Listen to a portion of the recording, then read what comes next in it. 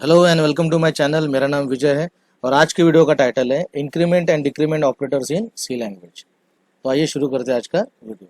तो आज के वीडियो में हमें पढ़ना है what is increment operator, that is plus plus, और what is decrement operator, that is minus minus. ठीक है, तो ये दोनों भी जो है this is a unary operator. ठीक है, यूनरी ऑपरेटर मीन्स ये एक ही ऑपरेंड पे वर्क करेंगे, इंक्रीमेंट एंड डिक्रीमेंट ऑपरेटर। ठीक है, तो यहाँ पर इंक्रीमेंट ऑपरेटर मतलब प्लस प्लस और डिक्रीमेंट ऑपरेटर मतलब माइनस माइनस। तो plus plus means what, increment means what, increase the value of an operand by one. कोई एक ऑपरेंड अगर है तो उसकी वैल्यू मुझे एक से बढ़ाना है। ठीक है, और minus minus means decrease the value of an operand by one. किसी ऑपरेंड की वैल्यू अगर मुझे एक से डिक्रीज करना है then I can use this decrement operator. ठीक है, फॉर एग्जाम्पल अगर मैं बात करूँ, सपोज ए की वैल्यू है 5। अगर मैं कहता हूँ ए प्लस प्लस और प्लस प्लस ए, इसका मतलब हो जाएगा A is equal to A plus 1। ठीक है, मतलब ए की वैल्यू है 5 और मैं कहता हूँ अगर ए प्लस प्लस और प्लस प्लस है, दोनों एक ही बात है अगर इंडिविजुअली लिखते हैं तो। ठीक है, इसका मतलब हम क्या करें कि ए की वैल्यू हम एक से बढ़ा रहे हैं और वही वैल्यू हम ए में स्टोर कर रहे हैं। ठीक है, मतलब ए की वैल्यू जो 5 है अभी, तो ये ऑपरेशन परफॉर्म होने के बाद में ए की वैल्यू हो जाएगी 6। ठीक है, मतलब हमने इस ऑपरेंड की वैल्यू एक से बढ़ा दिया। सिमिलरली अगर मैं बोलता हूँ कि ए माइनस माइनस और माइनस माइनस ए, इसका मतलब हो जाएगा A is equal to A minus 1। ठीक है, मतलब उस ऑपरेंड की वैल्यू हम एक से डिक्रीज कर रहे हैं। तो अभी ए की वैल्यू क्या हो जाएगी 4। अब इसके जो है दो फॉर्म है, एक है प्रीफिक्स फॉर्म और दूसरा है पोस्टफिक्स फॉर्म। तो सबसे पहले हम देखते हैं प्रीफिक्स। अब प्री का मीनिंग क्या होता है, प्री मतलब पहले। ठीक है, तो यहाँ पे जो है increment and decrement operators can be in prefix form. जैसा कि मैंने आपको बताया दो फॉर्म होता है, तो उसमें से पहला फॉर्म हम देख रहे हैं प्रीफिक्स फॉर्म। तो ये दोनों भी ऑपरेटर इंक्रीमेंट और डिक्रीमेंट प्रीफिक्स फॉर्म में हो सकते हैं। तो ये होता क्या है, वेन प्लस प्लस मतलब इंक्रीमेंट ऑपरेटर और decrement operator comes before N operand. अगर ए प्लस प्लस या फिर माइनस माइनस ऑपरेंड के पहले अगर हम लिखते हैं, है ना, प्री मीन्स पहले, तो इट बिकम्स प्रीफिक्स फॉर्म। मतलब प्लस प्लस और माइनस माइनस को अगर मैं किसी ऑपरेंड के पहले लिखता हूँ तो मैं उसे कहूँगा कि ये प्रीफिक्स फॉर्म में है। जैसा कि प्लस प्लस ए। ठीक है, तो ये प्लस प्लस जो है ये ए के पहले आया है, that means it will perform pre increment operation.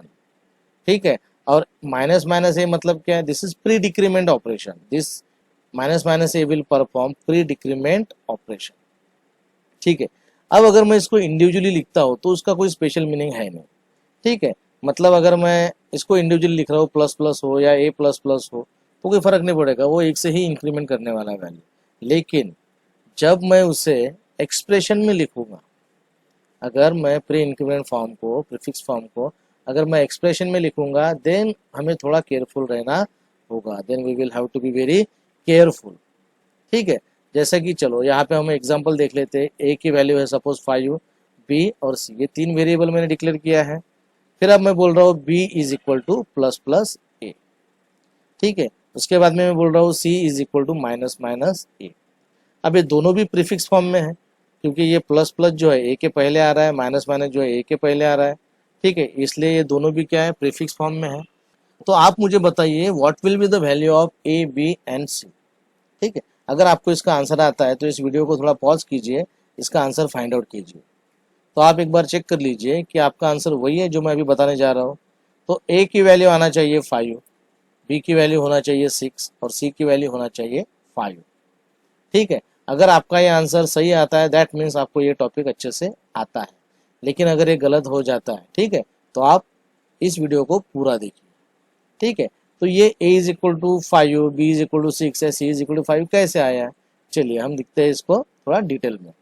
जब भी हम एक्सप्रेशन में प्रीफिक्स फॉर्म को लिखेंगे तब दो चीज़ें होने वाली है। कौन सी दो चीज़ें, तो फर्स्ट स्टेप हमको कौन सी करना है, उस ऑपरेंड को या तो इंक्रीमेंट करो या तो डिक्रीमेंट करो, ये रहेगी हमारी फर्स्ट स्टेप।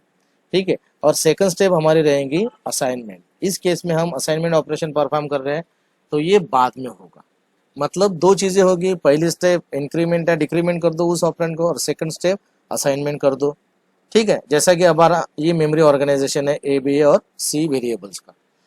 अब जब मैं बोल रहा हूँ B is equal to plus plus A, अब ये प्लस प्लस ए क्या है, this is a prefix form और ये अभी इस एक्सप्रेशन में है। तो यहाँ पे सबसे पहले फर्स्ट स्टेप कौन सी है, इंक्रीमेंट या डिक्रीमेंट, मतलब मुझे ए की वैल्यू एक से इंक्रीमेंट करना है। So increment the value of A first. ठीक है, चलो हम ए की वैल्यू को इंक्रीमेंट कर देते हैं। तो ए की वैल्यू हो गई अभी 6, देखिए। ठीक है, फिर हमें सेकंड स्टेप क्या करना है, assign the updated value of A to B. अब ये जो अपडेटेड वैल्यू ऑफ ए है ये इस बी को असाइन कर दो। ठीक है, क्योंकि यहाँ पे हम असाइनमेंट ऑपरेशन परफॉर्म कर रहे हैं। तो बी की वैल्यू क्या हो गई, बी की वैल्यू हो गई 6।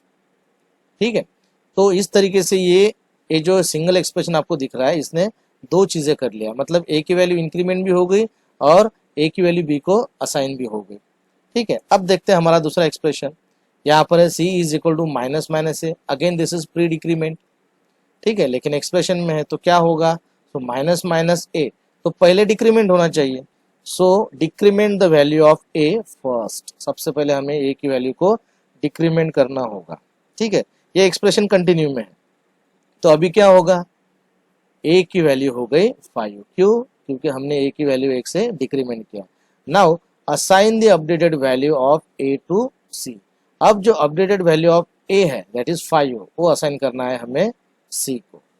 मतलब सी की वैल्यू क्या हो गई, सी की वैल्यू हो गई 5।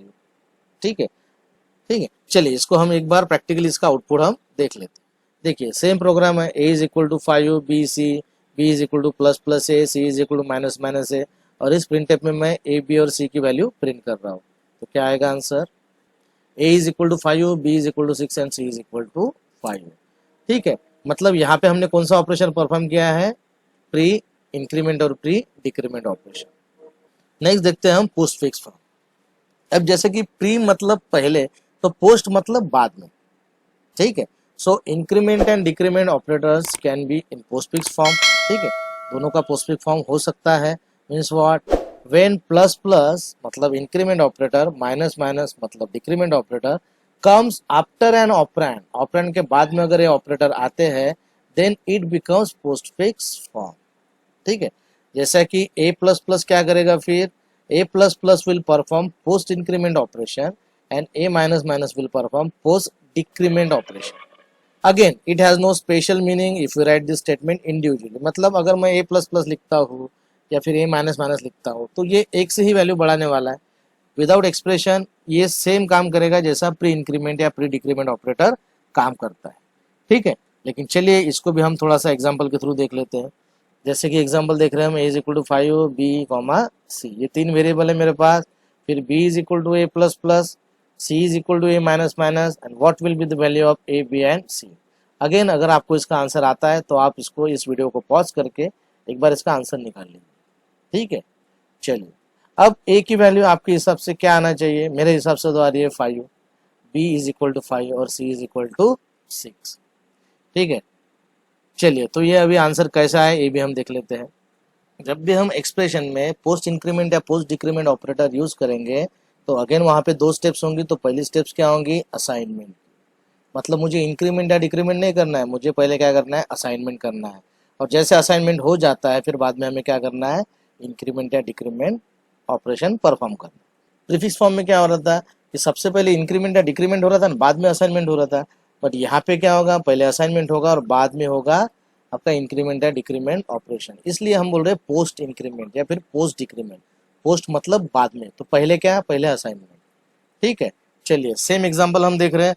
ये उनका मेमोरी ऑर्गेनाइजेशन है कि ए की वैल्यू क्या है अभी 5, बी की वैल्यू पता नहीं, सी की वैल्यू पता नहीं। फिर ये एक्सप्रेशन है हमारा B is equal to A plus plus, this is post increment. तो ए की वैल्यू क्या होना चाहिए, सबसे पहले असाइन होगी इस बी को। ठीक है, तो यहाँ पे क्या होगा, assign the value of A to B. उसके बाद हम क्या करेंगे, बी की वैल्यू हो गई 5, क्योंकि ए की ओरिजिनल वैल्यू थी 5, वो हमने असाइन कर दिया बी को। चलो असाइनमेंट ऑपरेशन परफॉर्म हो गया। अब हम इस ए की वैल्यू को इंक्रीमेंट करेंगे। सो इंक्रीमेंट द वैल्यू ऑफ ए। तो ए की वैल्यू इंक्रीमेंट होने के बाद में क्या बन जाएगी, ये बन जाएगी 6। ठीक है, चलो तो b is equal to A plus plus की वजह से क्या हुआ, a की वैल्यू हो गई 6 और b की वैल्यू हो गई 5। अब देखते हैं हमारा सेकंड स्टेटमेंट।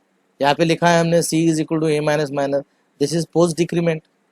ठीक है, तो यहाँ पे भी क्या होगा, पहले असाइनमेंट होगा। मतलब a की जो वैल्यू है लेटेस्ट वैल्यू वो सी में स्टोर हो जाएगी। ठीक है, assign the value of A to C. ठीक है, तो सी की वैल्यू क्या हो गई अभी, सी की वैल्यू हो गई 6, क्योंकि ए की वैल्यू क्या थी 6।